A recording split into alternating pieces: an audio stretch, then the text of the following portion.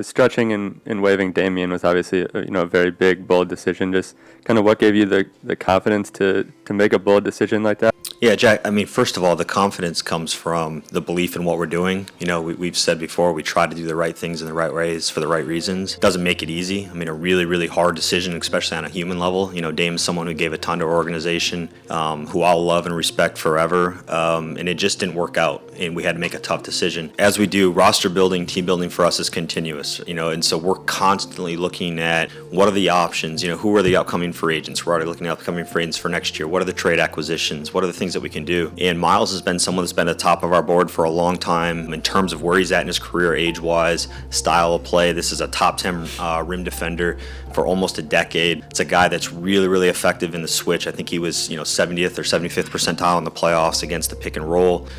And he can shoot the crap out of the ball, and he can punish switches, and he can beat you off the closeout. And so he's a guy, first of all, that we've identified well before we acquired, which is normally the case for how we do this. Then you create a bunch of paths and options as to how you can do different things, have the conversations internally, and then when free agency opens up, you really decide what you can execute, what's viable, how you can do it, and we're able to do that. Myles bought in, and this is really a credit to him, to the vision and the idea of being with us and playing this way and playing with Giannis really quickly. And that's how it came together really quickly. And the reason is he wants to win. At the end of the day, Myles really, really wants to win. He was right there on the verge of doing it. He tasted it, and he wants that more than anything. And he chose us for the opportunity to do that. And I just look at this roster and how it's tooled. And I competed against these guys for the past 2 seasons, man. I just there was a respect from afar about just how they went about their business. My former team, we were young and hungry. And I look at this team, it's a veteran group of guys that just kind of like just a grungy, just like want to win by any means necessary. Just battling them serious. It's just kind of it woke something up in me a little bit. I was just kind of curious to see what that would be like. And there's a reason why guys want to be here, man. Gary Trent resigned. Bobby Portis resigns. Torian Prince resigns. Ryan Rollins resigns. Like, everybody sees the vision. They don't just resign just to do it. So I just think that there's a real belief, within this organization, and I align myself with that. I think looking at this team, I was like, yo, it's a talented team. We got some young dudes here. Obviously, you got, Big GA, who is a one of one, best player in the world, honestly, if anything. But I was just like, yo, this is a team that has a championship pedigree. They've done it, and I think they can do it again. And I was like, man, I'd love to just be a part of the team that, is really playing for something that can go win a championship. We've been seeing this meme all summer, like, put your finger over Giannis and look at the team. But I see a team full of dogs. I see a team full of shooters. I see a team full of guys that can do a lot of different things with the basketball. We're going to surprise a lot of teams this season. And, when we fast forward a couple months from now, they're going to be talking different about us. Man, this team is incredible. I said it a couple of days ago. Very, very, very dangerous team. Like, a lot of guys that can play make, a lot of guys that can put the ball on the floor and get a bucket or make something happen. Everybody can shoot the ball, which is incredible. Every little gap that you try to cheat and the ball is being swung, the guy that has the ball is a threat. Our guys have an amazing amount of self-belief in this team. And a lot of people don't, and we really could care less, but it helps us for sure. The Milwaukee Bucks are coming off arguably their most turbulent season of the Giannis Antetokounmpo era. This was a team that started the 2024-25 season 1-6 and had the national media turn on them almost immediately. But just weeks later, the Bucks bounced back in a massive way, capturing the NBA Cup championship and taking down the eventual NBA champion Oklahoma City Thunder in the process. Still, after the highs of the Cup, Milwaukee fell right back into its early season woes.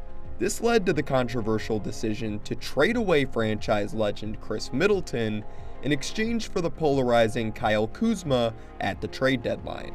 Around that same time, the Bucks front office made it clear that they wanted to get younger and more athletic, adding Kevin Porter Jr. and Jericho Sims to begin shifting their identity in that direction. But that identity shift went from a long-term vision to immediate reality when devastating news broke in late March. Damian Lillard had been diagnosed with a blood clot in his right calf. That injury forced Milwaukee to completely reinvent its play style, going all in on a heliocentric brand of Giannis ball, making him the primary ball handler and funneling the entire offense through him. And while Giannis and the Bucks finished the regular season in dominant fashion, with 8 straight wins headed into the playoffs, their lack of versatility on both ends of the ball came back to bite them, losing in just 5 games to the Indiana Pacers. But the series wasn't the only thing they lost. Less than a month after being ruled out indefinitely, Damian Lillard miraculously returned for the playoffs, only for disaster to strike in Game 4 when he went down with a torn Achilles tendon. A 3rd straight first-round exit, combined with Lillard now set to miss the entirety of his age 35 season, suddenly made Giannis's future in Milwaukee look very uncertain. With no cap flexibility and no tradable assets outside of Giannis himself, John Horst and the Bucks front office were forced into a desperate, all-in attempt to keep their superstar happy. And in a move that still shocks me to this day, the Bucks executed the largest waive-in stretch in NBA history, waiving the final 2 years and $113 million on Lillard's contract. It cost them nothing short of everything, eating over $20 million per year in dead cap through 2031. But with that new cap space, Milwaukee made a stunning pivot, stealing Myles Turner away from the rival Indiana Pacers on a 4-year, $108 million deal. And Turner is the perfect fit next to Giannis, especially after losing longtime center Brook Lopez to the LA Clippers in free agency. To round out the roster, the Bucks brought in Cole Anthony, Amir Coffey, and Gary Harris, while re-signing key rotation pieces like Bobby Portis, Kevin Porter Jr., Gary Trent Jr., Ryan Rollins, Taurean Prince, and Jericho Sims, plus, of course, bench mob legend Thanasis Antetokounmpo. So the only questions that remain are simple. Will it be worth it? And can the Bucks still truly contend for a championship in 2026? To answer those questions, we'll need some more context from last season. So let's rewind. Taking a look back at Milwaukee's offensive identity throughout the 2024-25 season, they primarily operated out of a read and react system built around their superstar duo of Damian Lillard and Giannis Antetokounmpo. For Dame, this meant a heavy dose of spread pick and roll and elevated horn sets designed to open the floor for Lillard to either attack downhill and force help rotations or step into one of his patented long-range triples. Giannis, meanwhile, functioned as a score-first offensive hub, often initiating from the elbow out of pistol action. From there, he could either attack downhill, draw multiple defenders, or make quick reads to open shooters. In theory, this setup allowed Milwaukee's role players to thrive by capitalizing on the space that those two created. But early on, the Bucks lacked the secondary playmaking needed to truly balance the offense. When defenses contained the initial action, possessions often stalled into isolations for Lillard or Giannis, and the only other source of offensive creation came from the occasional Bobby Portis post-up. But if an offense is relying on Bobby Portis post ISOs to keep things afloat, that's a clear sign of limited versatility. And that lack of creation depth was echoed across the rest of the rotation. None of Taurean Prince, Gary Trent Jr., or AJ Green could put any real pressure on the rim, and they were primarily utilized as spot-up and movement floor spacers, more so complements to playmakers than true creators themselves. Of that trio, Prince was probably the best connective piece. He showed some ability to attack out of DHOs, especially when paired with Giannis as the roller, leveraging the help Giannis drew to puncture the first line of the defense and create secondary advantages. But even with those flashes, that edge wouldn't prove significant come playoff time, as we'll discuss in a bit. Pat Connaughton made a similar impact and was probably Milwaukee's only role player who could consistently attack the basket and generate paint touches. However, like Prince, he needed Dame or Giannis to initiate the initial advantage, which then allowed Connaughton to curl off a DHO or attack a late closeout. But even then, Connaughton didn't get enough touches or minutes to really make that presence felt on a consistent basis. Ryan Rollins also showed some flashes early in the season, but left shoulder instability and limited minutes made it difficult for him to find a consistent rhythm within Doc Rivers' rotation.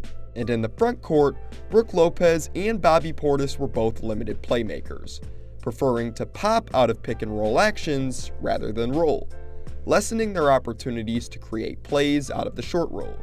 So when Khris Middleton returned to the lineup on December 6th, he provided the secondary playmaking that the Bucks had so desperately been searching for.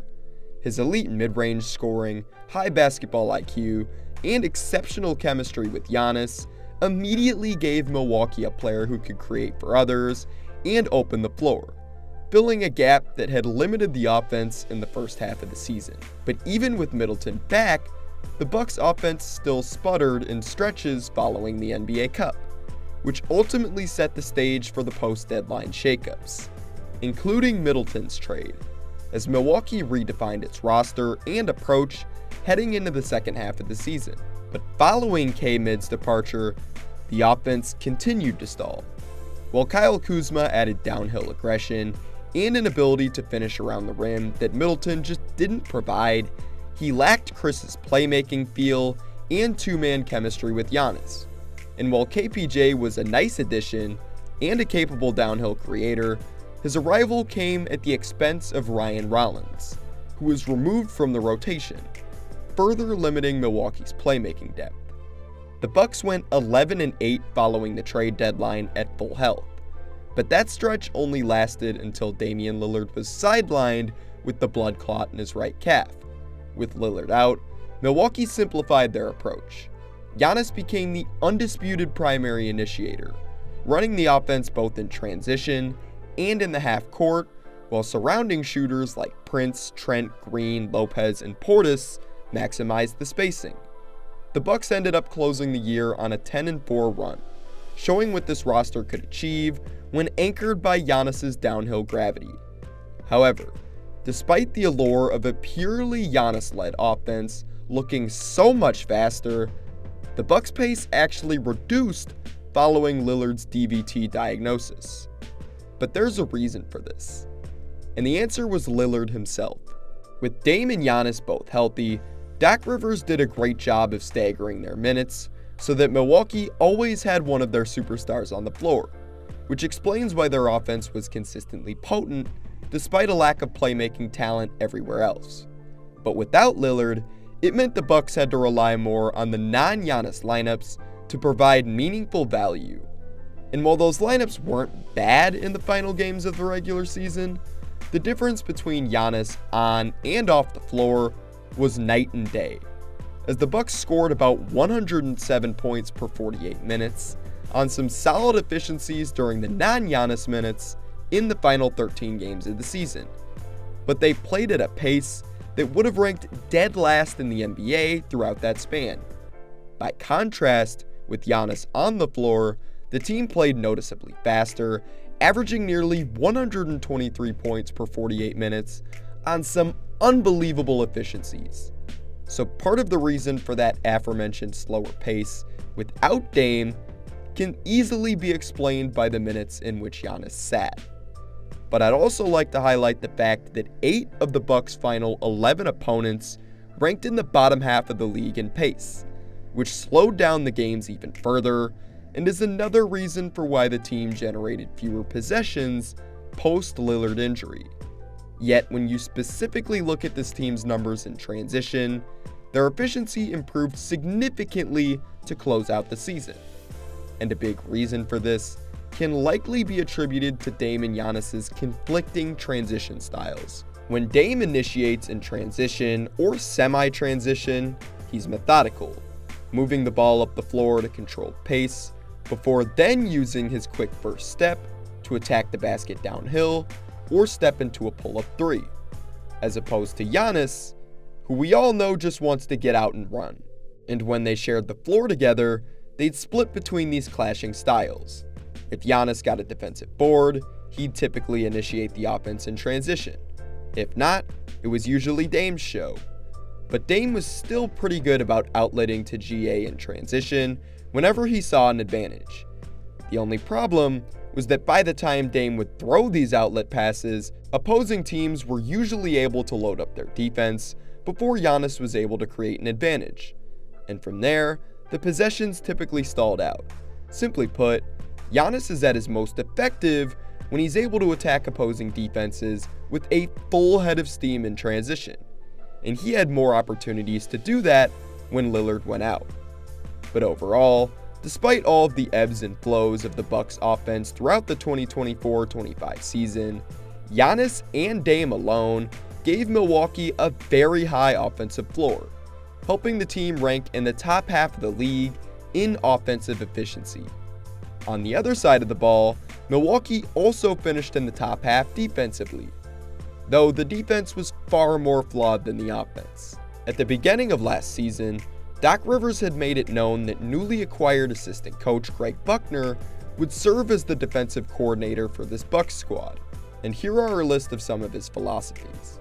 However, early on, it became very clear that Greg Buckner's defensive scheme, built to limit middle penetration and protect Brook Lopez near the rim, was difficult for Milwaukee's personnel to execute.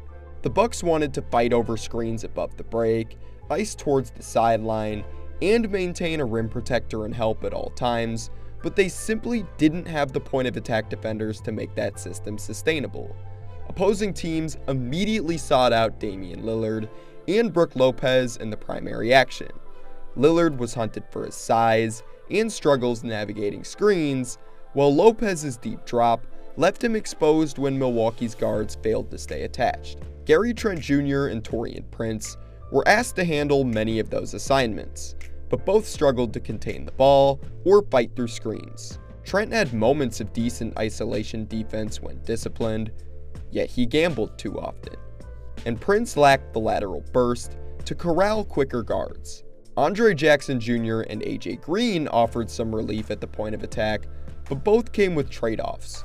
Jackson's athleticism and full court pressure gave Milwaukee an edge defensively, yet his tendency to overpressure and pick up quick fouls, paired with his limited offensive spacing, eventually got him axed from the rotation. Green, on the other hand, played with great effort and discipline, consistently using his chest to absorb contact rather than reaching with his hands, but he ultimately lacked the length to beat bigger creators to the spot, as his lateral strides just weren't long enough. So while he is a capable point of attack defender, he doesn't offer much versatility, struggling to contain stronger wings inside the arc and super quick guards on the perimeter. Ryan Rollins was virtually the only Bucks guard who could consistently navigate screens and apply real pressure at the point of attack while staying disciplined.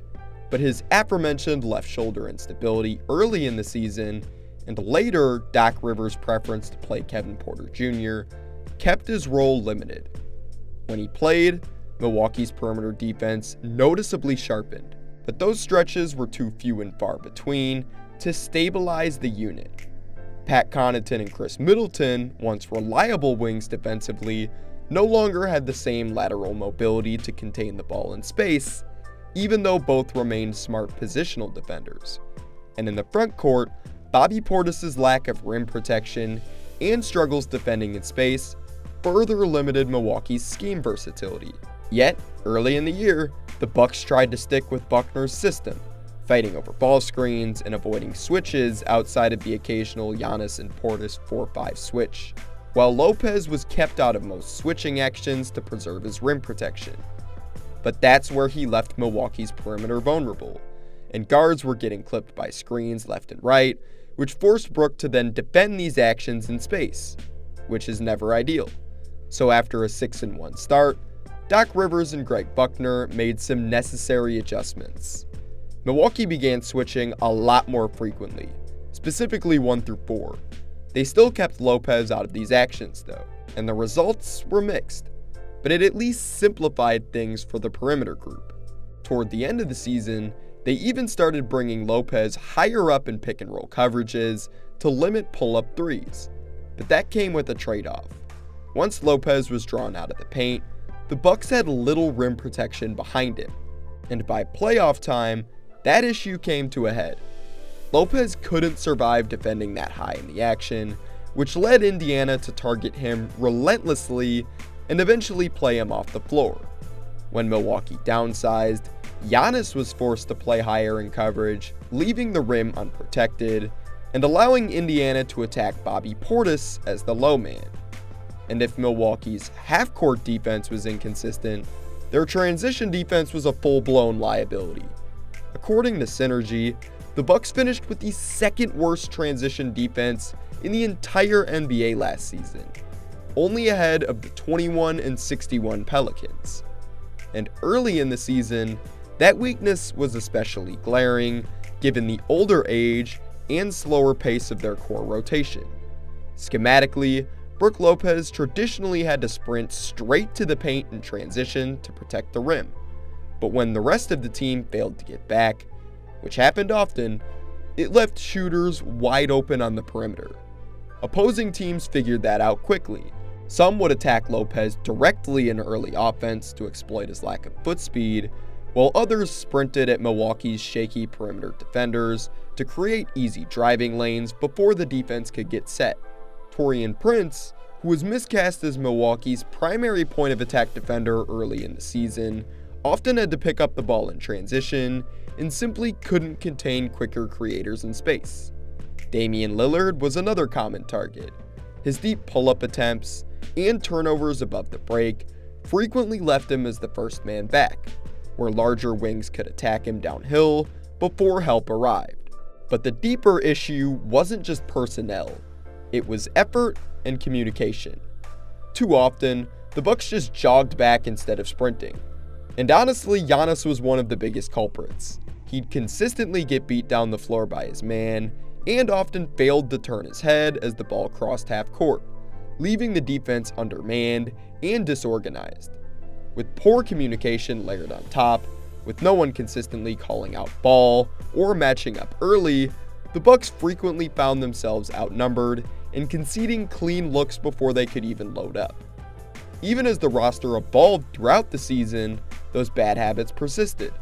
The emergence of Ryan Rollins and AJ Green, plus the trade deadline additions of Kevin Porter Jr., Jericho Sims, and Kyle Kuzma, gave the team more defensive options, but consistency remained a problem. Ryan Rollins once again stood out, looking like Milwaukee's best perimeter defender in transition, as his communication, anticipation, and ability to cut off penetration really stood out whenever he was on the floor, continuing the theme of his defensive reliability throughout the season. AJ Green brought that same competitive edge, playing with effort and discipline, but he could still get overwhelmed by size when he was forced to pick up first in transition. Kevin Porter Jr. and Gary Trent both have extremely active hands in the backcourt, but often gambled for steals instead of containing the ball, while Kyle Kuzma fared decently against forwards, but struggled to stay in front of quicker guards. Milwaukee's most versatile transition defender actually ended up being Jericho Sims, as his combination of lateral quickness and rim protection allowed him to pick up higher in transition and still recover effectively, something Lopez and Portis simply couldn't do. Which leads us to Portis, whose lack of mobility hurt Milwaukee in these sequences, and unlike Lopez, he didn't offer enough rim deterrence to offset the slower recovery, leaving the Bucks' interior completely exposed whenever Brook sat.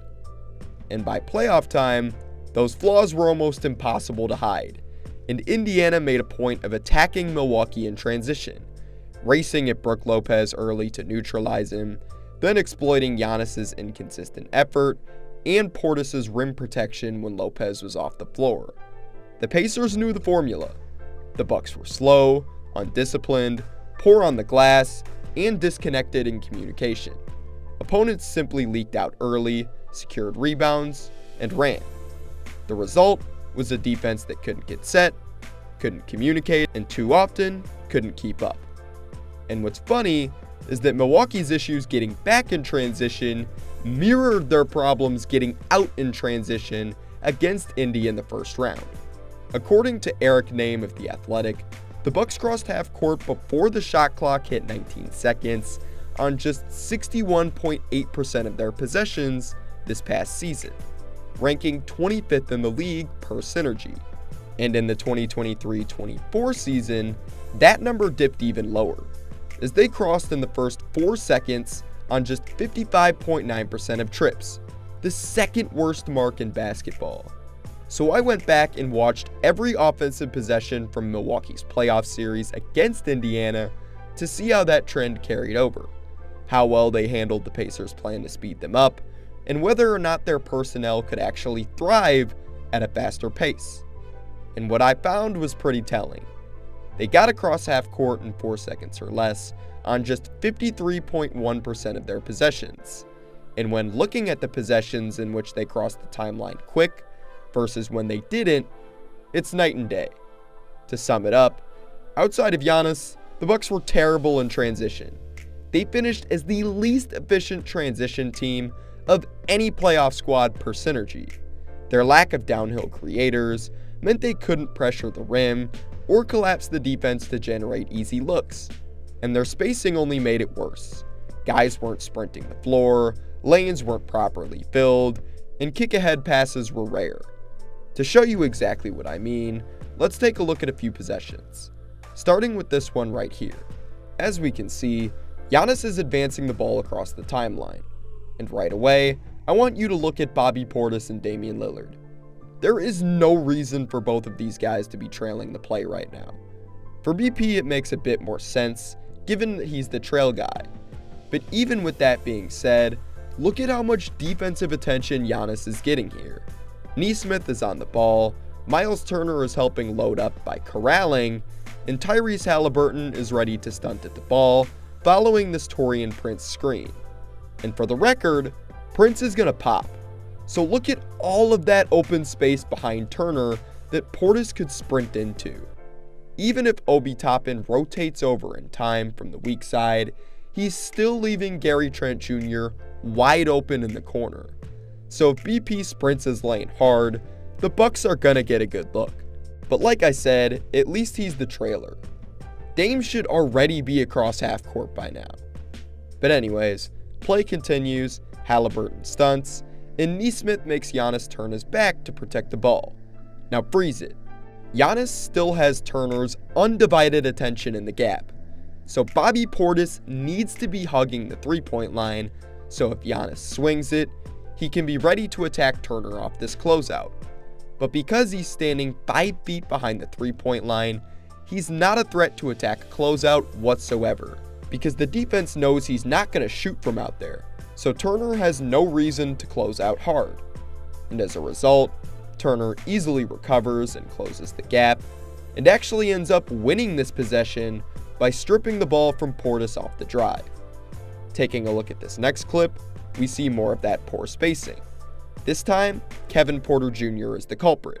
As Giannis crosses half court, he's again got the attention of Indiana's entire defense, but more specifically, Pascal Siakam and Andrew Nembhard, who are corralling him here in transition, meaning KPJ could get an open look if he plays this right. Because looking at Nembhard's positioning, if Porter is hugging the three-point line, he could easily attack this gap off the catch and get to the rim. But like Portis in the last clip, he ends up stopping his momentum way before Giannis even looks at him, and he ends up standing a good 4 feet behind the line. So when GA swings him the rock, Nembhard is already rotating, and when he closes out, he anticipates the drive and forces KPJ into this step back three, which the Pacers will live with. In this final clip, the Bucks force a turnover near half court, and the ball ends up in Gary Trent Jr.'s hands. And almost immediately, the Bucks now have a 4-on-3 numbers advantage on this possession. So the question is, how do they attack it? Well, one of 3 things needs to happen here. 1, Trent just needs to step into a pull-up 3, which we all know he's fully capable of doing. 2, he needs to get to the arc, and then pass to Bobby Portis, who will be running into open space once he passes Andrew Nembhard. And Turner can't go over to help before Portis catches the ball, because if he does, then Giannis is sprinting to the rim uncovered. But if neither of those 2 options are the move, then Trent needs to cross the highway and force the Pacers defense to scramble and make a decision. Because if he does so, here's what would happen. Nembhard would likely stay with Bobby Portis, which would then force Myles Turner to step up and help stop the ball, meaning Giannis has an open break to the rim. But let's say that Nembhard and Turner's communication is on a 10 that day, and Myles is able to spring over to Bobby, while Nembhard dunks under GA to try and stick with Trent. Now the Bucks have Nembhard on his heels, and the Pacers are likely going to need extra defensive pressure from Aaron Nesmith, which now means Damian Lillard can cut into open space on the wing. Point being, there's plenty of options here for how to attack this 4-on-3.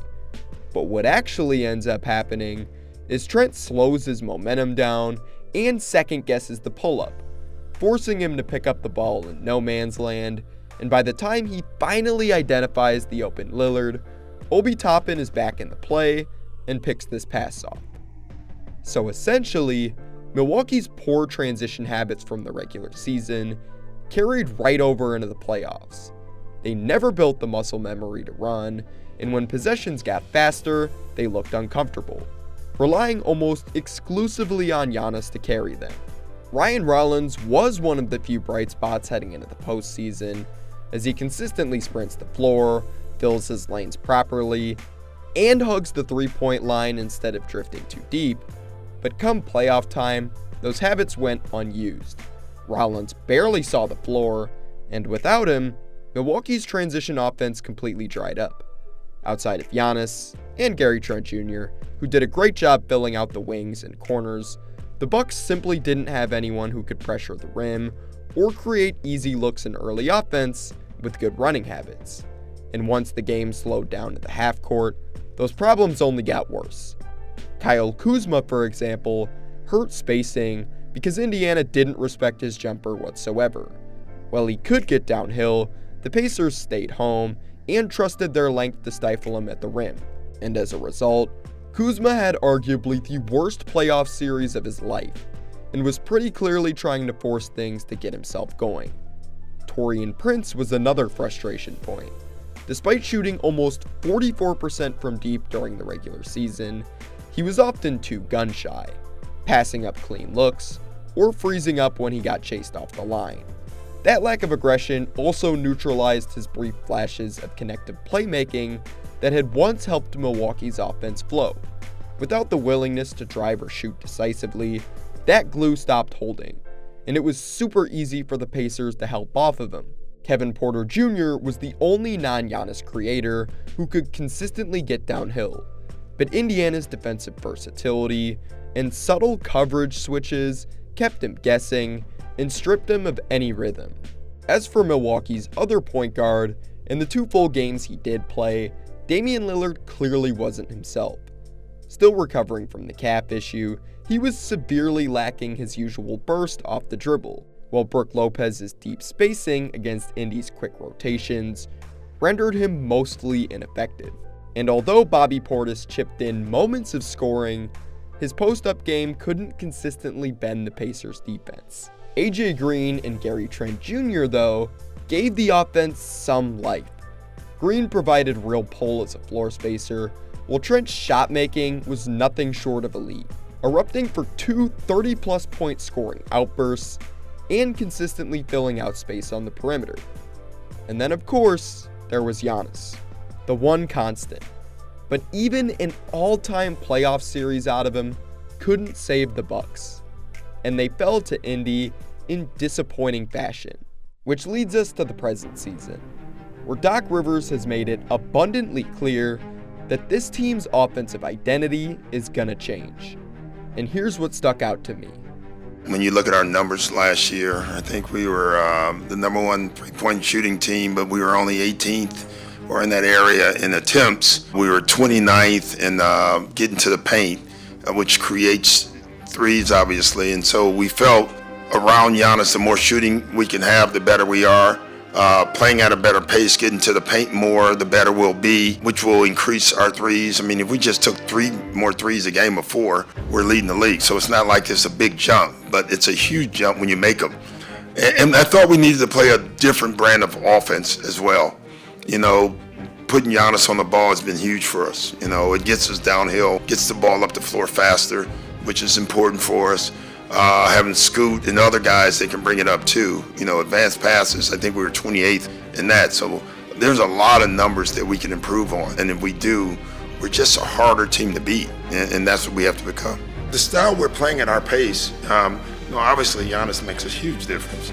But so does everybody if they run to their spots and play right. So you're going to notice when Giannis is on the floor, clearly. But when he's not on the floor, you're going to notice that we're playing at the same pace. And so far, Doc has been a man of his word. From the preseason into the early regular season, Milwaukee's offense has looked completely rejuvenated.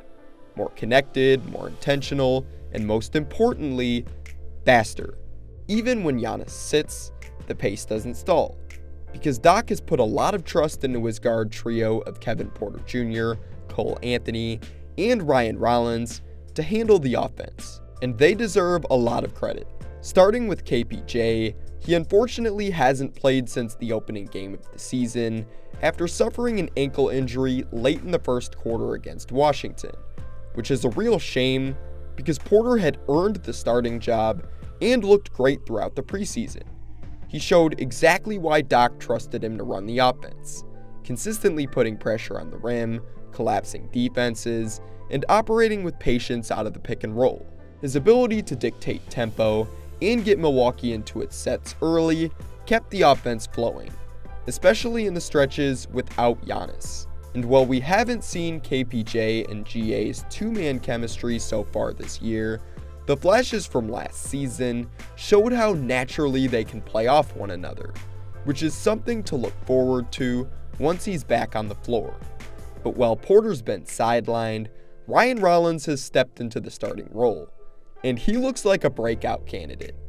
And a big reason for that is his newfound confidence, as Doc has simplified Ryan's approach, telling him to stop worrying about breaking down defenders one-on-one, and instead urging his lead guard to just get downhill and attack the paint.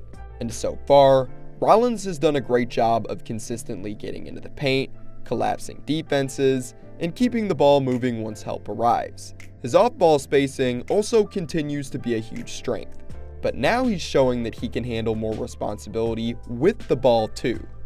He's still learning how to fully control an offense as a primary initiator, but he's looked far more poised and under control than he did a season ago.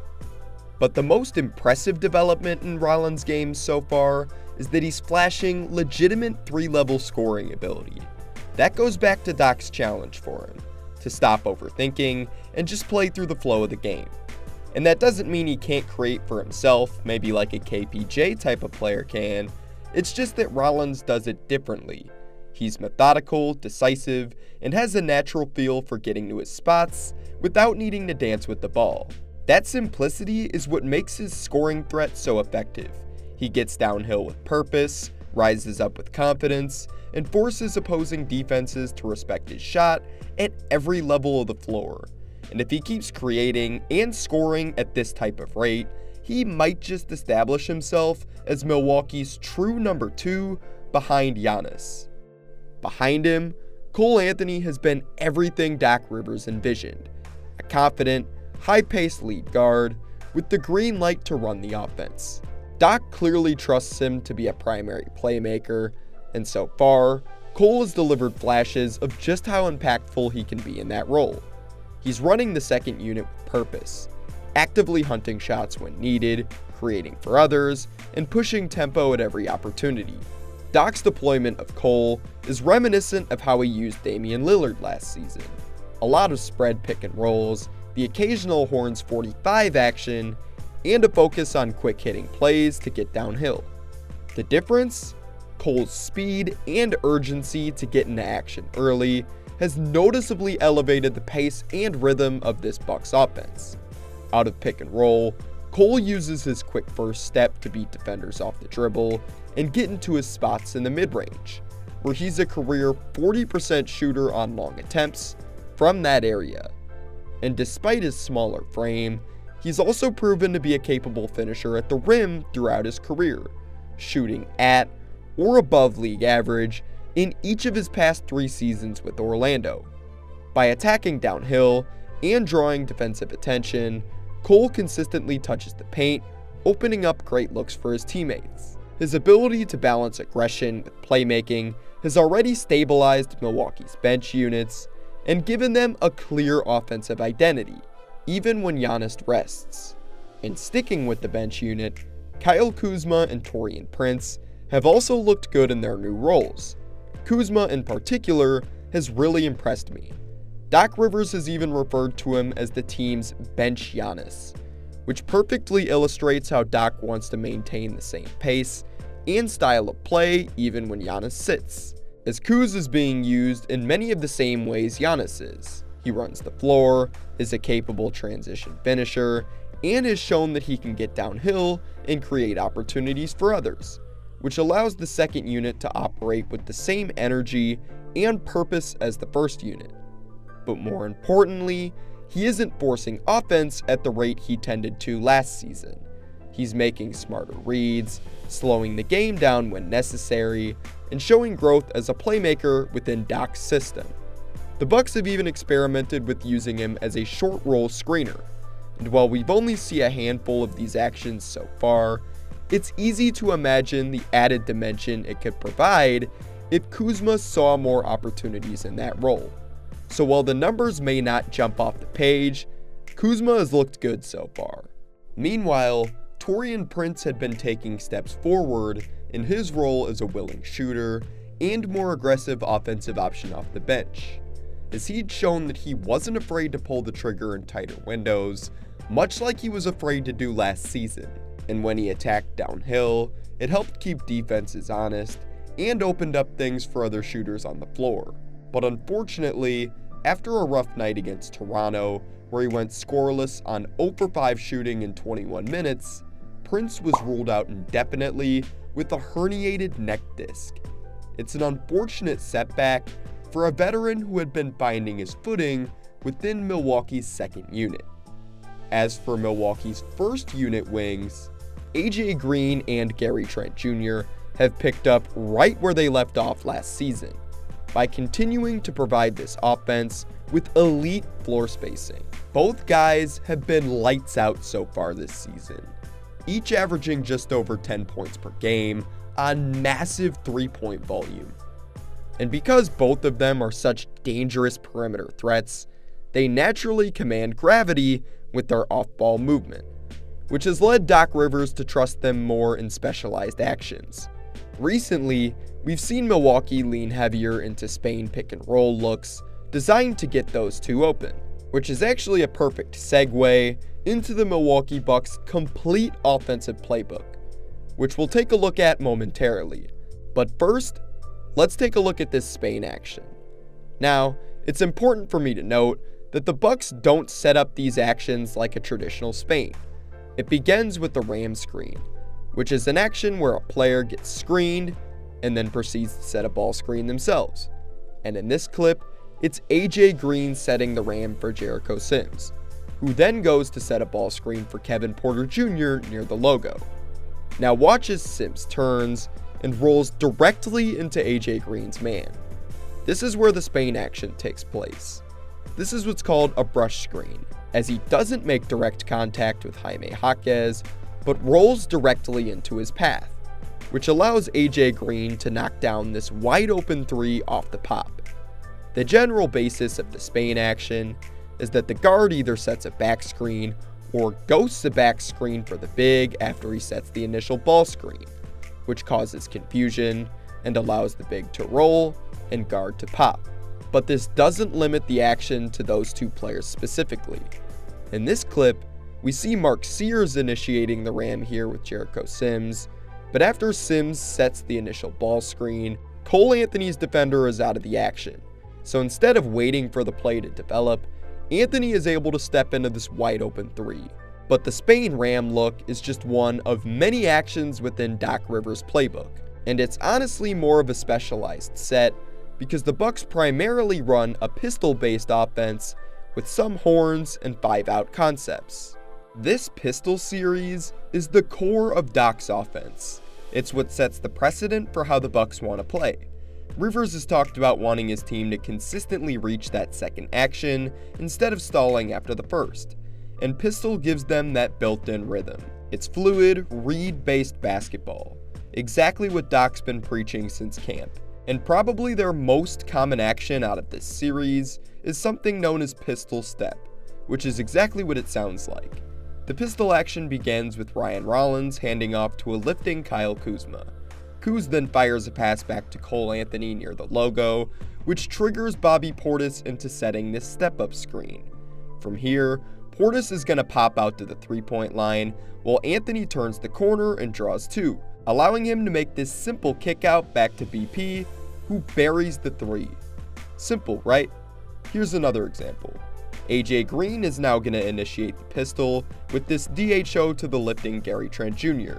GTJ then throws this pass middle to Giannis, who receives the step up from Myles Turner. And although this isn't a great screen, Turner is able to knock Jarrett Allen off his spot just enough to allow Giannis to split this gap and get to the rim untouched. In this final clip, Jericho Sims receives the ball from Cole Anthony and initiates the pistol with Kuz. Now, as Kuz dishes back to Cole Anthony, I want you to pay attention to Jericho Sims' man as Andre Jackson Jr. goes to set the step up. He's completely ignoring him in help. So when Cole Anthony goes to turn the corner off this screen, Sims immediately dives to the rim and is rewarded with the easiest 2 points of his life, courtesy of Cole Anthony. But the pistol offense isn't just limited to one read per action. For example, let's say the defense denies the pass back to the top of the key out of pistol step. Then, this just turns into a pistol blind, as the big who was initially going to set the step up, which in this case is Myles Turner, flashes up with his hands ready. So then he can catch the ball and initiate the action instead. From here, he can now go uphill DHO with Cole Anthony off the curl, or let him run through and DHO to Gary Trent Jr.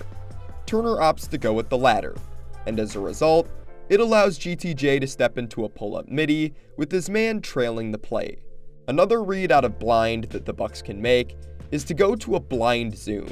So again, as Ryan Rollins receives the initial pistol from Kyle Kuzma, Keyshawn George is going to deny the pass back to Cole Anthony, which forces Bobby Portis to flash to the top of the key with his hands held high. And from here, this can now turn into a zoom action, as Cole Anthony goes to set the pin down for Taurean Prince, and Bobby Portis acts as the trigger man with this downhill DHO.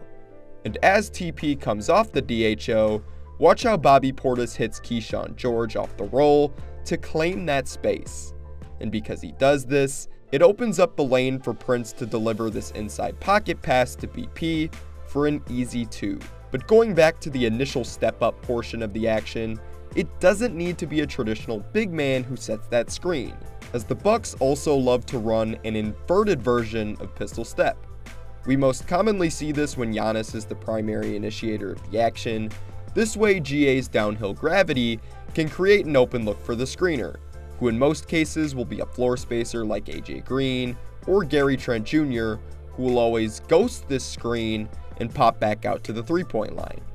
This leads us to another common pistol set we see the Bucks run, pistol ghost drag, which begins with the pistol trigger coming from a ghost screener in the corner. From there, the initial screener pops out to the three-point line, while a trailing big sets a drag screen on the ball near the sideline just above the break, then providing the guard with nice spacing coming off the ball screen. From there, the reads become pretty simple, but really effective. The guard can use that drag screen to get downhill, or stop on a dime for a pull-up jumper, depending on how the defense plays it. If help comes early, there's a window to hit the big on the roll, whether it's for a short jumper or a quick finish inside. And if the weak side tag sells out to take that away, the ball can swing right back to the original ghost screener, who's popping to the arc for a clean catch and shoot 3. It's a quick hitting action that forces multiple rotations and gives the ball handler 3 clean layers of reads, all within the natural flow of the offense. But like I said earlier, these actions aren't just limited to the initial reads. In this clip, after the Ryan Rollins ghost screen, we can see that Amir Coffey is setting the drag screen, meaning there's likely going to be no advantage for Cole Anthony coming off this ball screen. So instead, he throws it to Rollins in the middle of the floor off the pop, which triggers Jericho Sims to set a pin down for a lifting Taurean Prince on the weak side, which creates a wide open 3 for TP. We see more of the same in this clip, as TP now ghosts the screen for Cole Anthony and pops back out to the top of the key. Then, after Giannis sets the drag screen, Cole fires it back to TP, which triggers Myles Turner to set the weak side pin down on RJ Barrett, freeing up Gary Trent for this nice sidestep 3 off the bounce. And if they want, the Bucks can also flow right back into that step-up look by replacing the drag screen in this action, which effectively turns it into what's called a pistol ghost step. And here's what that would look like.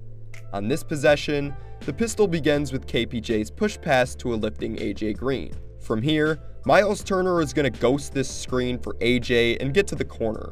Green then swings back to KPJ at the top of the key, and Giannis sets the step up.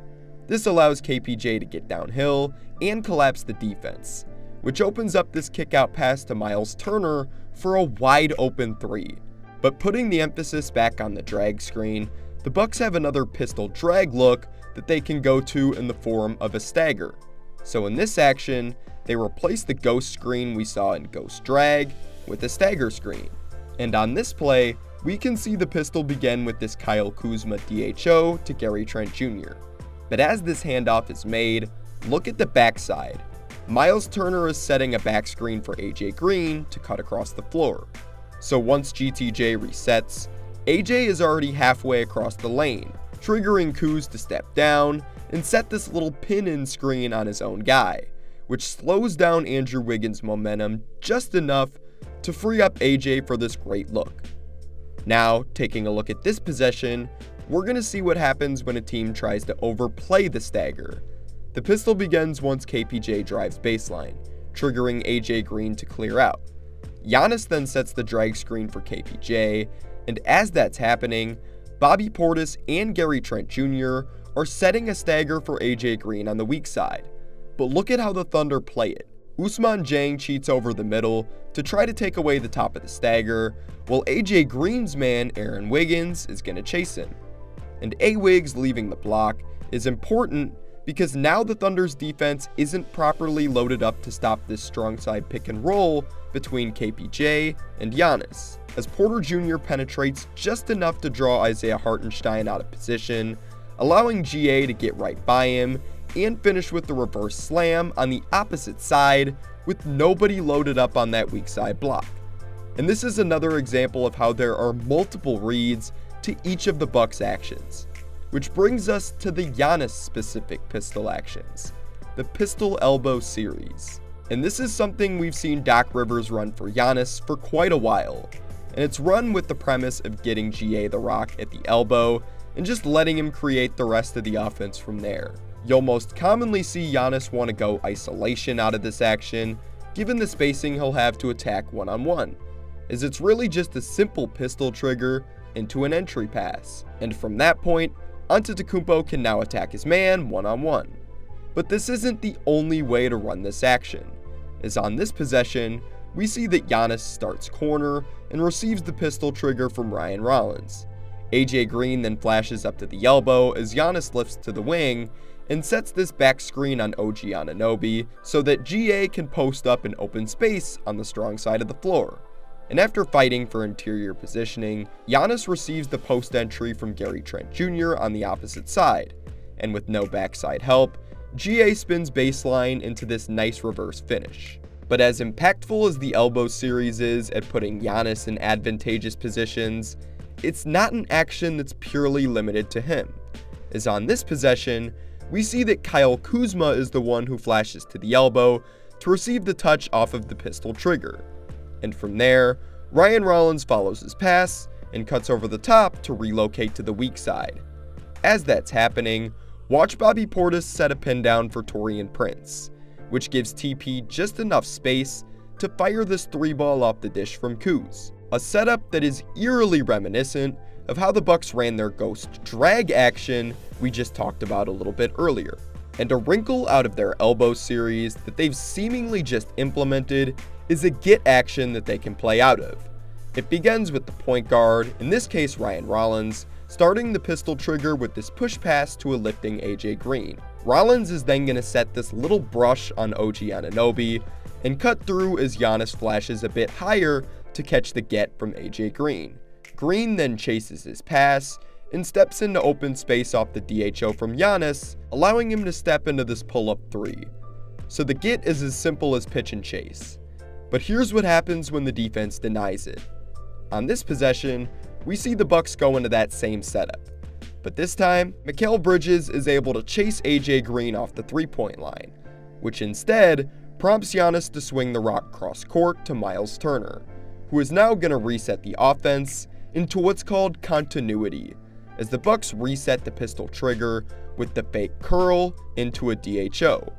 Off the fake curl, GTJ gets to the top of the key, and when Ryan Rollins comes off the actual DHO, Myles Turner is going to try to re-screen to create an advantage, but nothing is there, so Rollins kicks it back out to Gary Trent Jr., who takes Landry Shamet off the dribble and cashes in on this tough floater. To dive deeper into this concept of continuity, it's not too complicated. The easiest way I can sum it up is a repeated pattern of motion offense. And in the Bucks case, they run a pistol offense. Therefore, this would be called a pistol continuity. In this clip, instead of turning to a specific action, the Bucks instead opt to flow into a continuity. As Rollins triggers the initial pistol to GTJ on the wing, Gary then swings it to Myles, who immediately goes back into a pistol DHO to Cole Anthony on the opposite side. But as Cole comes off the handoff, Ayo Dosunmu stays with him over top of the screen. So again, we're going to see Myles Turner re-screen, which is also called Ricky. So Cole pulls it back and then re-attacks off this Ricky screen from Turner. From there, he's going to draw two as he turns the corner, forcing Trey Jones to help off the weak side in order to tag this roll, which allows Cole Anthony to make this incredible read as he fires a hook pass to a wide open Ryan Rollins in the corner for three. On this possession, we see the Bucks flow into that same Ricky action within continuity, but this time it's going to generate a wide open three for Myles Turner. But as we saw earlier, continuity also works great when an initial play call falls through. But it isn't just limited to actions out of pistol. Transitioning to the Bucks' Horns series, we can see Milwaukee try to run a slice action on this possession, which is always triggered by having two players on each elbow, with one player Iverson cutting over the top of the horns and another back cutting behind them. In this case, Kyle Kuzma is the guy who catches the rock off of this Iverson cut, which triggers AJ Green to lift from the elbow and set this screen on Draymond Green. But Kuz doesn't like the look, so he swings it back to Ryan Rollins. Rollins then tries to attack using the second horn screener, but no advantage is generated. So Bobby Portis is going to flow back into a pistol continuity by going DHO with AJ Green. But let's press rewind real quick. Look at what Kyle Kuzma does before Bobby Portis even catches the pop. He's going to cut through to allow this DHO with AJ Green to take place, meaning the Bucks are in 5-out spacing, which is another concept we'll further take a look at in a minute. But off the chase DHO, there's still no advantage created, so AJ Green takes matters into his own hands and hits a beautiful sidestep 3 over Al Horford.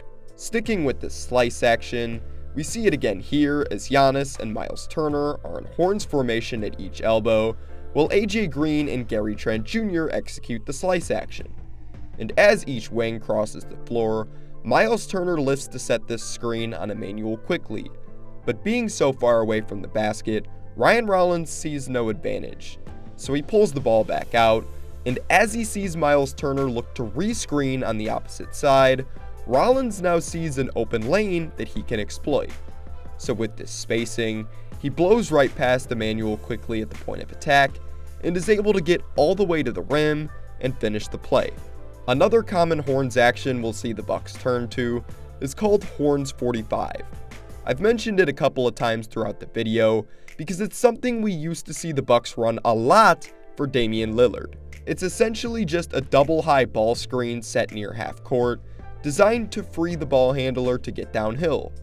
The horns concept comes from the two screeners lifting from the elbows, while 45 refers to the typical personnel involved. the 4 and 5 acting as the screeners in this action. So bringing our film back to this season, Doc Rivers still likes to run this action for his guards today. They may not be the long-range snipers that Lillard is, but they can sure as hell get downhill and create for their teammates. But with half-court specific sets out of the way, the only portion of the offensive playbook left to discuss is early offense, which still has many similar concepts to the half-court. So let's start with pistol. As you can see on this play, a pistol action can be as simple as a transition pitch and chase, which is exactly what KPJ and AJ Green execute here, and it allows KPJ to get downhill with an advantage, which forces Nikola Vucevic to step up and help off of Myles Turner in the corner, meaning Josh Giddey has to help the helper, which leaves Gary Trent Jr. wide open on the wing for this routine catch-and-shoot 3-ball. On this next possession, we see a similar exchange on the wing to initiate the pistol, but instead of a pitch and chase, it's a simple step up. But with Myles Turner being the screener, it means a big will be defending the screen. In this case, that's Karl Anthony Towns. So this means that Cole likely won't be able to get baseline like KPJ did in the last clip, especially considering Cat is in this flat drop. So instead, Cole uses a quick tween and explodes by Towns to get 2 feet in the paint and force OG Anunoby to help, which allows Giannis to dive to the rim for this emphatic finish. In early offense, we also see the Bucks combine pistol and 5-out concepts like we touched on a little bit earlier. Like right here, for example, Kyle Kuzma crosses the timeline and fires a pass to Jericho Sims.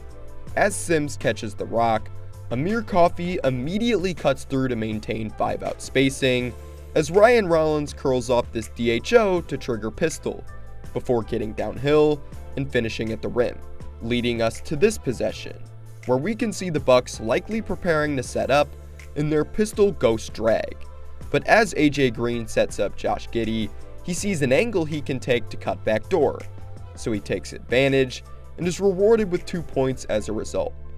But as easy as it can be to execute pistol in early offense at times, the Bucks' favorite thing to run is probably Doc Rivers' patented 77 action, which is also known as a double drag. The action is typically set up so that the first screener pops back out to the 3-point line and the second screener dives to the rim, giving the guard a multitude of reads.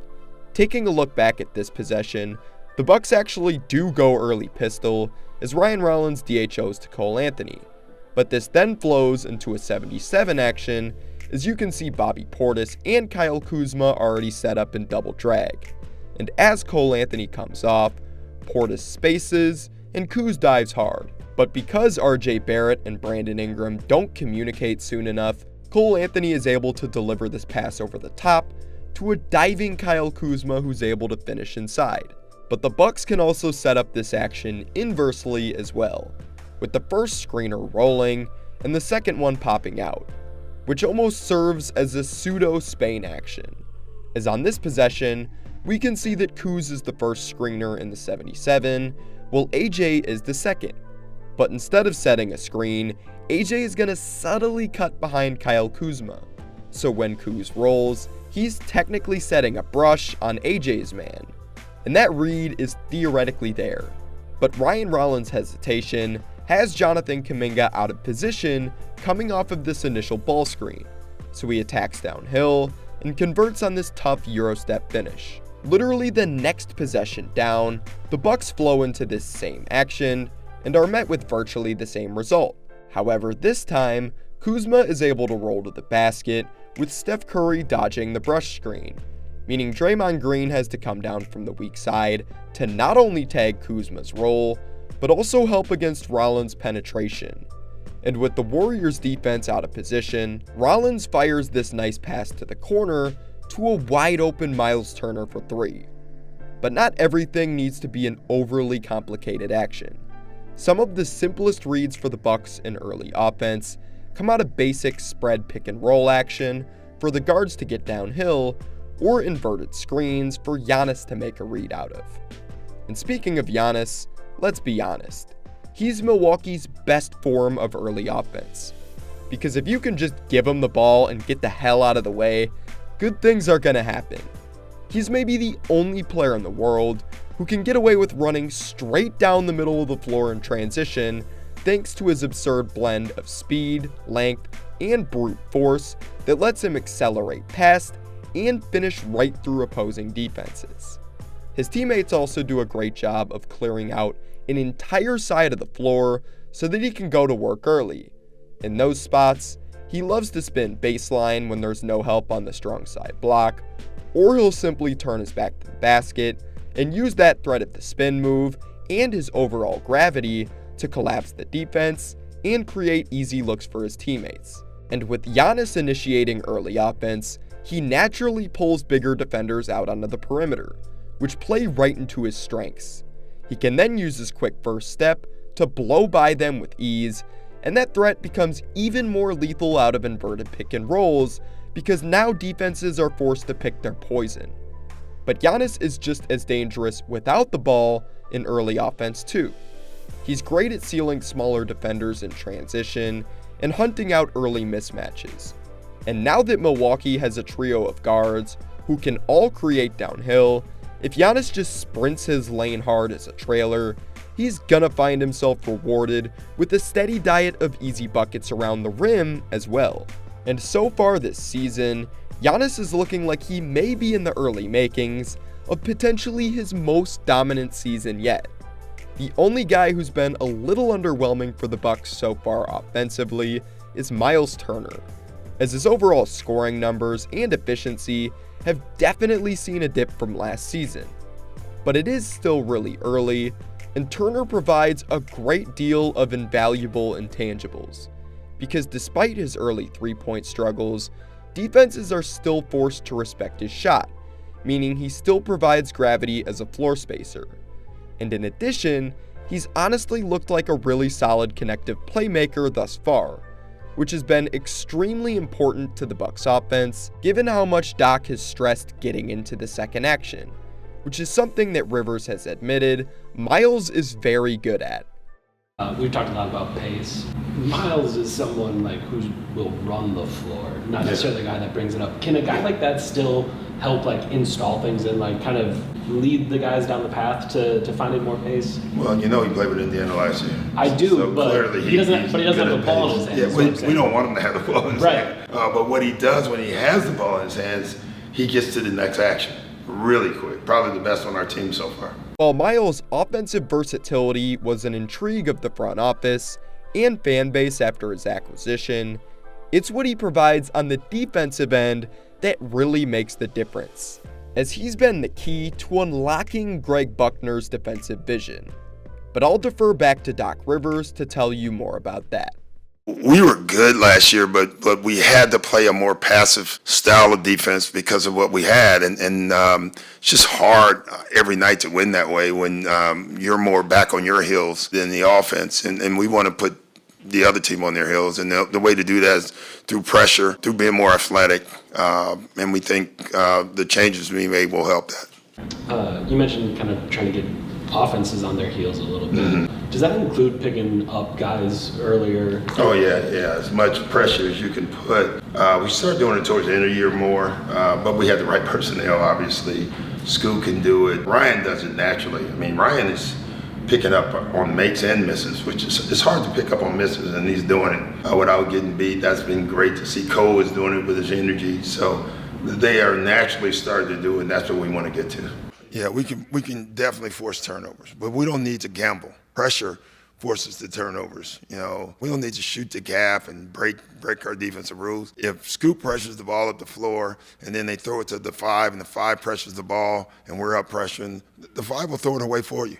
We don't need to do anything. What we used to do way back, I think the last time I played it this way is in Boston when we called it big above. So whenever a 5 touches the ball, everyone go guard your man tight instead of helping him. What we're saying is if the 5 can beat our 5, you can get points. But, you know, most 5 struggle passing. That's the way we're looking at it, and so we're putting a lot of pressure on them. We do have good numbers defensively. Like when we're up to touch, I think we're 3rd or 4th in the league, but when we're back, we're not. We're supposed to be up to touch.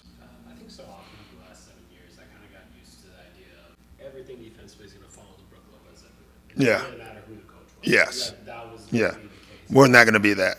Myles can do a lot of that. I mean, Myles is one of the best rim protectors in the league. And so we're not fools. We're going to have him down there as much as we can. But we have to put the onus on everyone. We got to guard the ball better. What has happened over the last 4 or 5 years, we didn't guard the ball. We're getting beat off the dribble. Now our bigs are in help all the time. We have to guard the ball better so our bigs can stay at home more. And we can be a better rebounding team, which means we can run more and get out in the break. It's all tied together. And Doc is absolutely right. All of this does tie together. So taking a look back at last season's defensive scheme, it's clear that some things have changed. And we'll get to why Myles is the key to unlocking everything in a minute, but for now, it's fair to say Milwaukee's defense has been a bit of a mixed bag.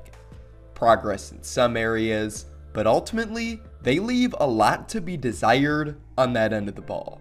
But even with that being said, there is still a certain level of defensive connectivity, and that all starts with the tone they've set in transition, as after finishing last season as the second worst transition defense in the NBA, the Bucks have now catapulted themselves into the top 10 so far this season. Milwaukee has made a clear emphasis on getting back, loading the floor, and calling out assignments. You can literally see guys pointing out their matchups, and they're doing a great job of making sure the floor is balanced before the ball even crosses half court. That level of urgency has been the biggest difference. Early in the preseason and into the regular season, Milwaukee has made an effort to sprint back on every possession, cutting off easy fast break looks, and limiting unnecessary fouls in transition. The Bucks have also added a key layer of nuance on how they stop the ball in transition. Instead of relying solely on their guards to pick up full court, they've been corralling the ball handler, which is a concept that I've referenced a couple of times throughout this video. And it essentially means that the nearest big is stepping up near the top of the key to contain the ball and slow down the action until the defense gets set in defensive transition. Myles Turner and Bobby Portis have been especially effective at this, and even smaller guards like Ryan Rollins and Cole Anthony have shown a good understanding of when to help corral. This concept matters a lot for this roster specifically because let's be honest, the guard room doesn't have a ton of size. When you're playing lineups that feature 3 guards like AJ Green, Gary Trent Jr., and Ryan Rollins, you can't afford to pressure the ball too high without an insurance layer behind you. So that early help from the big keeps them out of compromised positions and protects the rim. But going back to the Bucks' lack of size 1 through 3, that's probably Milwaukee's biggest defensive limitation right now. We've seen it in the preseason and throughout early games. Cade Cunningham put up 26.5, Shai Gilgeous-Alexander carved him up, Brandon Ingram poured in 29, Zach LaVine and DeMar DeRozan combined for 60, and this list is only going to grow as the season goes on.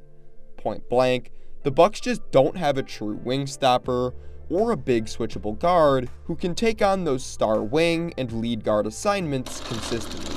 Porter, Green, and Rollins all compete, but they give up inches and strength in those matchups. Kyle Kuzma, Taurean Prince, and Gary Trent Jr.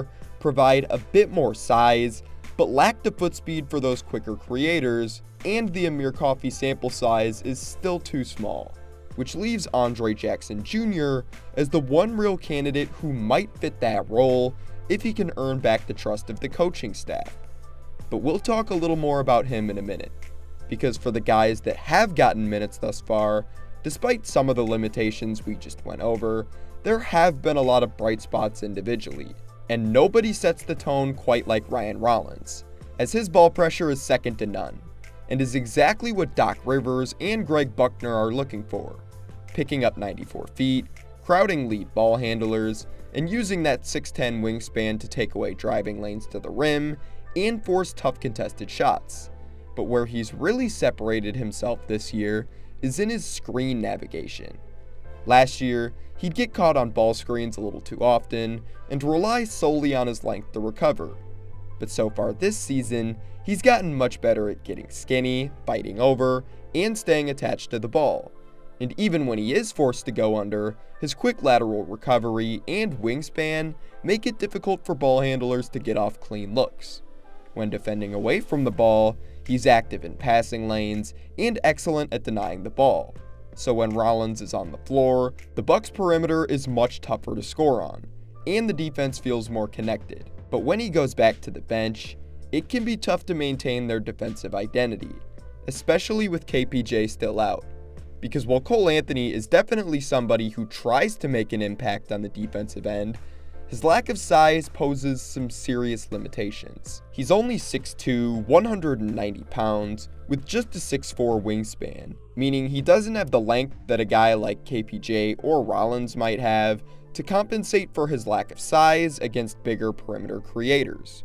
When he's in the game though, he at least competes at a high level and tries to apply the same level of ball pressure that someone like Ryan Rollins does. But if he overplays his matchup a little too much, he can be prone to giving up driving lanes. Speaking of competing, I also do love AJ Green's effort, and I'd put AJ right behind Rollins in terms of the Bucks' best perimeter defenders at the guard position, as he moves his feet extremely well and is great at containing the ball. Not to mention, his ability to navigate screens is vastly underrated. However, with Milwaukee's wing depth limited, Green is often tasked with guarding bigger creators in the half court, a matchup that simply isn't in his favor. Teams can exploit his lack of size, targeting him frequently because he's outmatched physically. Even when he does do a solid job of containing the ball, he can still give up points against bigger scorers. As for Gary Trent Jr., his containment of the ball isn't nearly as good as AJ Green's, but he does hold up a little better against bigger creators thanks to his combination of length and active hands, as his 6'9" wingspan allows him to make plays even when he's out of position. Away from the ball, Trent is extremely active in passing lanes, and again, uses that mix of hands and anticipation to make plays. However, he has a tendency to gamble in those lanes, which can lead to him being out of position and conceding easy looks. And like Cole Anthony, if he overplays quicker guards at the point of attack, he can be prone to giving up driving lanes, which circles back to his containment not being elite. Taurean Prince is still someone who struggles to contain guards and more agile wings higher up on the perimeter because he doesn't quite have the foot speed to consistently survive in those matchups. But when he's matched up with a player closer to his own size, he's had some decent moments on the ball. If you need him to switch onto the ball every once in a while, he's not going to actively hurt your defense. But he's clearly not a primary on-ball defender or someone you want to rely on to get stops like he was being used to do last season. And Doc Rivers himself has even admitted that that wasn't the best role for TP. I thought he had an unfair year. You just put him on the best player every night. I don't think that's what he should be doing. That doesn't mean he can't do it. And then when he comes in, we may have him do it. But start every night that way, it takes a toll on you. And I thought it did. When you look at the end of the season, I thought he didn't play as well. And I thought that was a lot of it. I think he'll be great for us, especially coming off the bench, knowing his role, playing more into his role. I think he's going to have a fantastic year. Even so, Doc has still turned to Prince a couple of times late in games this season, given Milwaukee's limited depth and versatility on the wing, which isn't something you'd want to continue relying on anyways, but now that he's out indefinitely, the Bucks are going to be forced to find another solution in filling some of these minutes. As for Kyle Kuzma, as much as I've liked what I've seen from him offensively, he's really made his mark defensively so far. He's done a phenomenal job on the ball against bigger wings by using his size and physicality to knock them off their spots. In addition, he's shown the capability to apply extended ball pressure against those type of creators and crowd the ball, and he's been just as impressive guarding in the low post too. He's clearly gotten much stronger and looks borderline immovable inside. If you watch back that Knicks game, Karl Anthony Towns couldn't move him at all within the painted area. Plus, he's even shown some capability to switch onto the perimeter against smaller guards, using his size and length to his advantage. So although you probably don't want to rely on him too heavily in those matchups, he's held his own thus far. And overall, Kuzma has easily been the Bucks' most versatile defensive piece on the wing this season. Which leads us to Giannis Antetokounmpo, Milwaukee's overall most versatile defensive piece. The only thing with Giannis though is his effort. as it tends to waver on that end of the ball. Still, he remains one of the best help defenders in the entire sport, and has flashed some peak defensive moments when switching onto the perimeter this season. But you still don't want him to be out there on a consistent basis, because if he does get beat, it leaves the interior vulnerable, especially if Myles Turner is on the bench. And as mentioned earlier, his transition defense can sometimes falter. But again, most of, if not all of Giannis's defensive shortcomings are effort-based. We all know what he can do when he's fully engaged. This brings us back to Myles Turner, who continues this theme of defensive versatility, but he might be the most important cog because he's the glue that holds everything together.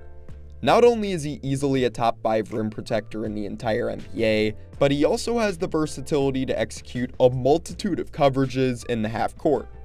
In ball screen actions, he's most effective in drop coverage due to his ability to protect the rim, but he also uses his length and active hands to take away both the drive and roll simultaneously in these actions. Even with that being said though, he can do so much more than just play drop, as he's able to execute Greg Buckner and Doc Rivers' defensive vision by surviving higher in the action, more specifically up to the touch of the ball screen, as he's been able to execute all of the Bucks' different ball screen coverages fairly well at that level, whether he's being asked to flat hedge and slide laterally with the ball handler before then needing to rotate back to his man, quickly hard hedging and swiping his outside hand to provide a stunt at the ball before rotating back to his, or icing a screen and using his length to keep the ball towards the sideline.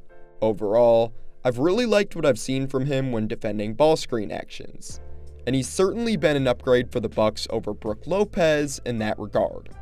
But the separating factor between him and BL in these actions is that Myles has even shown that he can pull his own weight when switching onto the perimeter. I wouldn't say he's elite by any means, but at least possessing the capability to guard the perimeter for a possession or two every once in a while is so important to maintaining the team's defensive identity. But like Giannis, you obviously don't want him out there for too long, since that sacrifices interior protection when he's away from the rim. But where Myles has made perhaps the biggest difference compared to Brook Lopez on this end of the ball is in transition, as Turner always sprints the floor hard, which has completely changed Milwaukee's ability to get set and protect the rim, because if Lopez couldn't get back to the rim in time, the Bucks' interior was cooked, because Lopez just didn't have the speed to catch up.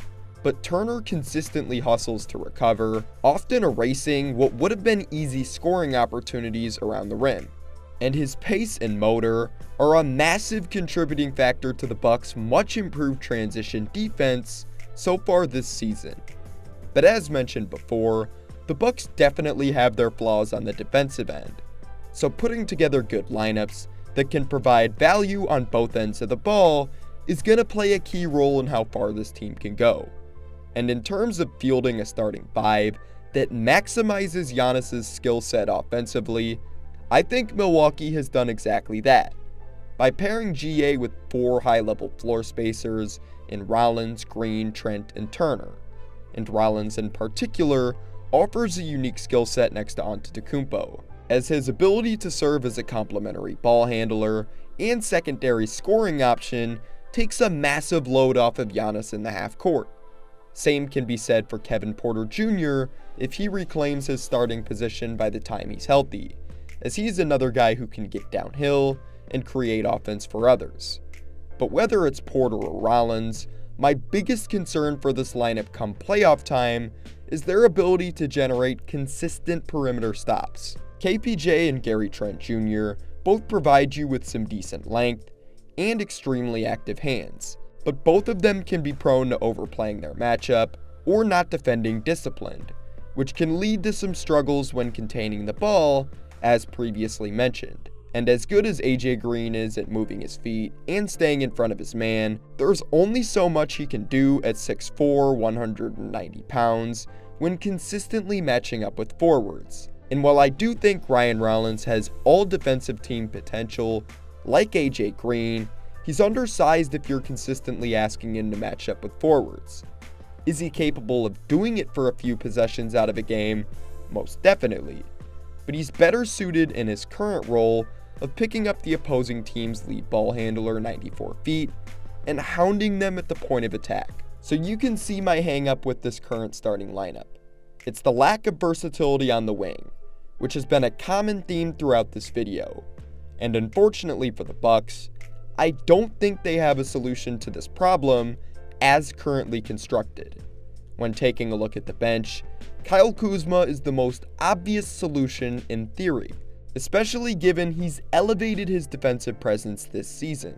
And Doc Rivers has even experimented with him as a starter more recently against Charlotte and LA. But there's a reason Kuz was moved to the second unit. He's just not an ideal fit next to Giannis. For one, he likes to operate in all of the same ways GA does, scoring in transition, getting downhill in the half court, and making plays with the ball in his hands. But these are three things that Giannis does at a much higher level than him. Leading us to number 2, and more importantly, Kuz doesn't space the floor, which is almost a must if you want to see extended minutes next to Giannis. But Kuz is coming off a 2024-25 campaign in which he shot just 33% as a Buck, a number that is tapered off to about 31% through 10 games so far this season. Although I would be remiss if I didn't mention the fact that Kuzma's outside shot has started to drop as of recent. Even so, offensively, this pairing is less than ideal. And even if you were to look at Kuzma's fit in the starting lineup through a purely defensive lens, he still isn't the answer to Milwaukee's problem on the wing. Because as good as he's been defensively thus far, matching up with bigger lead creators on a consistent basis isn't really his role. He can do it in spurts, but he's definitely much better in his current role. Similarly, he doesn't have the foot speed to consistently keep up with smaller and shiftier guards on the perimeter, which technically doesn't directly apply to the Bucks' problem of needing a wing defender, but in order to be looked at as a primary defensive stopper on the wing, you need to be able to switch on to guards for more than just a few possessions a game. So at the moment, Kuzma doesn't provide the most switchability across the board, but maybe as the season goes on and he continues to buy into this defensive role, Kuz could get there. Because I've really liked the defensive flashes he's shown so far this season. But again, he's not the answer. And neither are Taurean Prince or Amir Coffey. In TP's case, we already talked about it a little earlier, but this just isn't a role for him. And we have a 76 game sample size from last season that can paint this picture for us. As for Amir, I've liked his defensive effort thus far. He's active, flies around, and has honestly been pretty solid at the point of attack, even flashing some switchability. But the sample size is small, and he's probably better suited as a situational piece rather than a long-term solution. Which leaves us with Andre Jackson Jr., who I deferred when talking about earlier because I knew I'd want to save him for this section, as he may be the only guy capable of filling this role on the Bucks' active roster, starting in 43 games last season for this exact reason. However, while he is capable of applying elite ball pressure, he's prone to overplaying his matchup and getting into quick foul trouble. Plus, it's not uncommon for him to get lost away from the ball. So while it is an interesting thought, we've already seen this experiment play out in real time. And much like Kuzma, Dre isn't a good offensive pairing next to Giannis, given his lack of floor spacing. But with Dre, this issue is amplified because he isn't a threat to score whatsoever. So we frequently saw opposing defenses completely ignore him on the offensive end to send more help at Giannis and Lillard, which essentially felt like playing 4-on-5 at times. So unless he's massively improved as a three-point shooter and is willing to take them with volume, he's not the answer either. So as for right now, Doc's current 5-man lineup might be the best option. He's just got to figure out who the starting point guard is, whether that be Rollins or KPJ. If it was up to me, I'd continue to roll with Rollins, because he's more efficient offensively and gives you more on the defensive end as well. But moving to the bench, I really like this year's second unit and some of the depth pieces within it. My only concerns are whether or not some of these guys can hold up come playoff time, because there's obvious defensive concerns with guys like Cole Anthony, Bobby Portis, and Taurean Prince, and in the case of Kyle Kuzma, is he capable of providing enough utility against a playoff defense to justify significant playing time? Because if all there was to work off of was his performance in the 2025 playoffs, the answer to that question would be no. I also worry about the team's interior defense when Giannis and Myles are off the floor, because Bobby Portis isn't a capable rim protector, and we've seen teams take full advantage of this here early in the season whenever BP is slotted in at the 5-man. Not to mention, Portis isn't nearly the defender Giannis, Myles, or even Jericho Sims is when defending up the touch and ball screen actions, as he doesn't possess the athletic abilities to quickly recover back to the rim when defending too high in the action, which can leave him prone to giving up layups in these situations. And these same rules apply when he's straight up forced to switch onto a guard. An easy fix to this problem could be to play Bobby at his more natural power forward position and slot Jericho Sims in at the 5 to cover for some of Bobby's defensive deficiencies at the rim and in ball screen actions. But then you have to worry about the offensive spacing issues that are presented when having Jericho and Kyle Kuzma on the floor at the same time. So do you allow Kuz to take on more of a primary ball handling role in those lineups to help solve some of those spacing concerns? But with that in mind, how does Bobby Portis hold up when having to spend more time defending 4s? And can Jericho Sims provide enough offensive value to justify him seeing extended minutes? These are all legitimate questions I have, and they're all things that Doc Rivers and the Bucks coaching staff needs to figure out as the season goes on. So while I love the improved depth of this team, it's really hard to build one truly elite two-way lineup. The current starters are sacrificing size and versatility on the wing, and as we already mentioned, they have no perfect solution to that currently on the roster. And as talented as the second unit is, the backcourt is very small, and whatever combination they go with in the front court, they're always going to be sacrificing defensive versatility or spacing. And we've seen these issues play out in real time, as Doc Rivers' all bench units have struggled so far this season. But even the staggered lineups have had their flaws. But overall, I really like this current iteration of the Bucks, and I honestly believe that this is the best team they've had since 2023.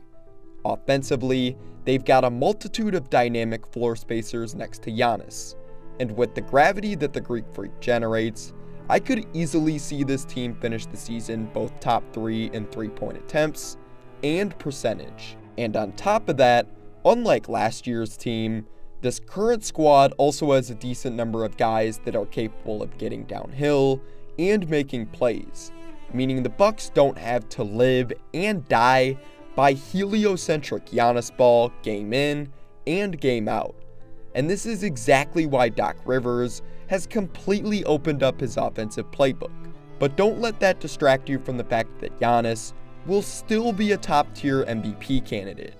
And if he remains healthy enough throughout the season, I could easily see the Bucks winning 50-plus games. But until Milwaukee finds a long-term solution on the wing that can help solve a lot of their current issues, I think the Bucks are a defensive-minded wing away from really competing for something.